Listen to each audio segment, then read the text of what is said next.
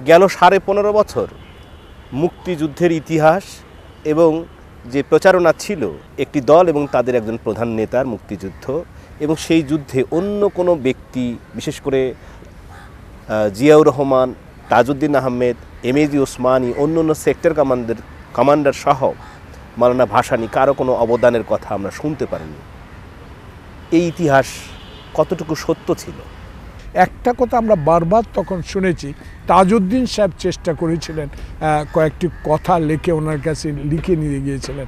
উনি বলেছেন, আমি দেশদ্রোহী মামলা খেতে রাজি না, আমি দেখি কি করা যায়। সেদিন উনি স্বাধীনতা ঘোষণার কাগজে স্বাক্ষর করেন নাই। আমি দেখি নাই, কিন্তু কথাগুলো স্পষ্ট, অনেক নেতার কাছে শুনি।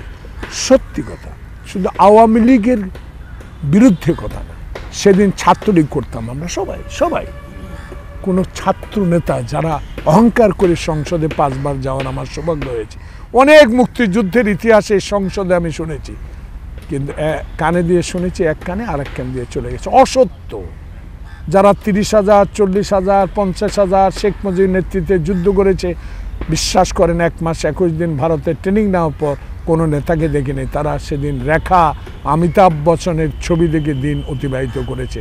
বাংলাদেশে মুক্তিযুদ্ধের কোনো খবর রাখে না। এই ঢাকায়ও আমার চোখে কোনো দিনও আমার এত বন্ধু ছাত্র নেতা আমি কাউকে দেখি নেই। আমি দেখেছি কারা?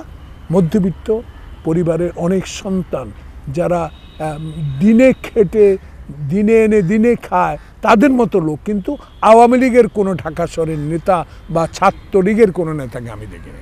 দেখুন, মাওলানা আব্দুল হামিদ খান ভাসানী যখন বলেছিল, চলুন ওয়েস্ট পাকিস্তানকে আসসালামু আলাইকুম বলি, সেই কথাটাও সেদিন আওয়ামী লীগ সমালোচনা করেছে।